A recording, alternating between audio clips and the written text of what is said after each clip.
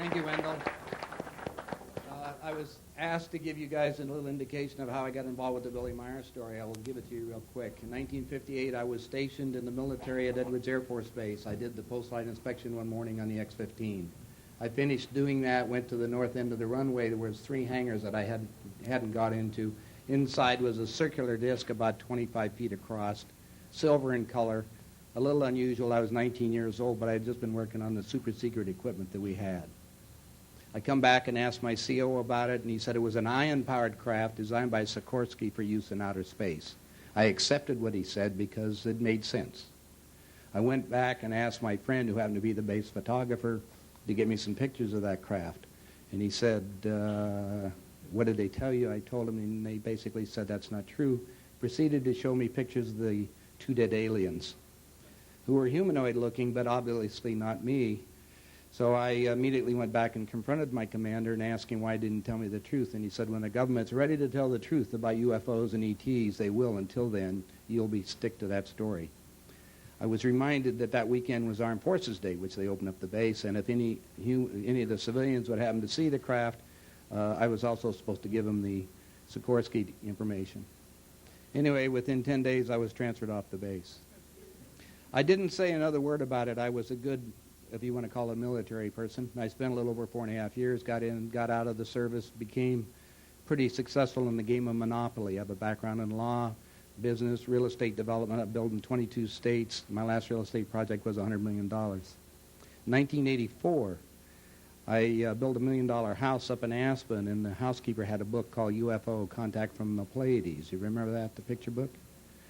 I looked at those pictures. They were incredible because they were exactly the same thing I had seen 25 years before.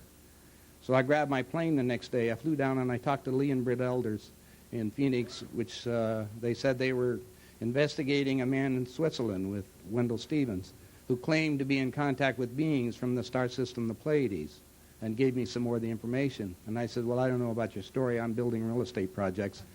But I know that picture's real. I said, what can I do? And they said, well, we need money. And I said, that's not a problem. I'll tell you, give me your proposition, which they did. So I put up the money. And 90 days later, they welched on their contract, frankly. And so what I did is file suit against them. But I was so enamored in the suit, I then grabbed a plane and I flew to Zurich, Switzerland. I knocked on the door at Billy's house. He lives about a 45-minute drive outside. And Lady Bain Bruni answered the door, and I introduced myself as George Green, and I put up the money for their projects in the United States. And she says, we don't know you. All Americans are crooks. And I says, what do you mean? I says, you're supposed to be getting money from over there. That's what they told me. Well, they claimed they had never got any. I can't verify that or not. I said, look, I'm just here. I have some questions. I want to know. I have the ability and the money to help get the information out if that's necessary. Anyway, they came back about 10 minutes later and said, I'm sorry, Billy's not seeing anybody. I says, hey, end of story. My wife and I are going to take off. We're going over to Austria and have a vacation. Where's the closest hotel? So they gave it to me.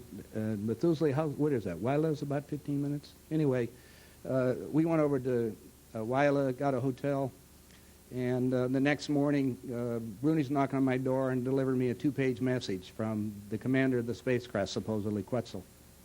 And it was about me personally with information that nobody on this planet knew about.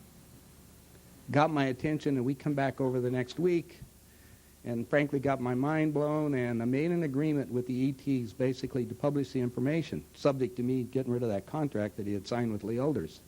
So I flew back to the United States, talked to my attorneys, which were the attorneys for the Screen Actors Guild. I had a house in Beverly Hills at that time, too, and it gave them the job to try to break the contract. We had it all set up, and we got Billy on the phone and told him, look, we got the thing set up. All you have to do is fly over here to the United States. Methuselah will tell you a little bit more about it later, but basically what occurred in that meeting with my attorneys, and we're talking to Billy in Switzerland, is Billy had, when I was there, had shown me pictures of San Francisco and the West Coast going under that he had taken pictures of.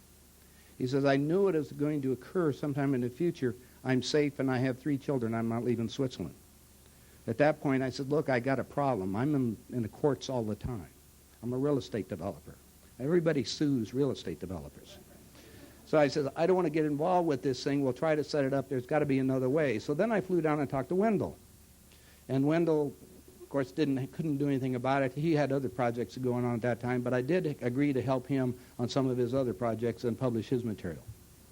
Well, how does this all equate is, when we were there, we agreed to, with the extraterrestrials, to assist them in getting information out. When, I think Methuselah, are you going to show pictures of the wedding cake?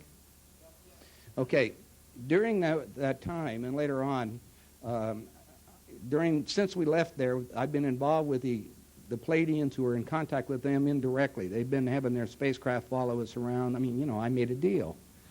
So what happens is that we come to the point and started looking at different devices, and that's where I'm going to shut down. I got a long story I could tell you, but we're not going to do it today. What we're looking at the wedding cake, there was, if you start looking at it for ideas of how the propulsion of these craft are and how do they run.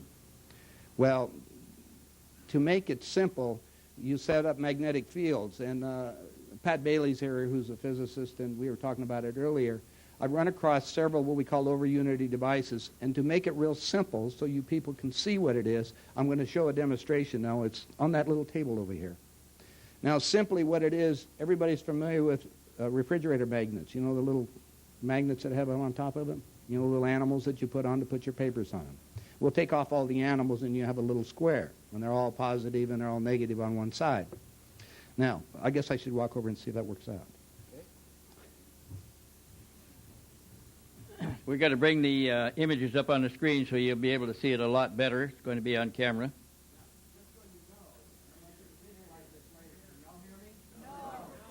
Okay. Come over to the podium to explain the part, and then we'll go back there for the screen demonstration. Okay, I'll do it this way. This is a simple PVC, plastic vinyl. It's an old, plastic vinyl tube. We just cut it down to about 1 inch, which is the size of these little black magnets, as you've seen them. They're all glued in. They're all the same direction, the north and the south. All one side is south, other one's the north. But you're going to notice something. I don't know if you can see it or not. You will in a minute when they do the videos. There's a little hole in it. That gives the ability then from the magnet to be a horseshoe magnet itself. So we got 2 magnets within each other. Now what we also have, I want you to look at this, because when you see the wedding cake, you're going to see these big round balls around the outside of it, but there's a big space. You can imagine it you can see this thing. Now it's connected to another what we call a round magnet, basically.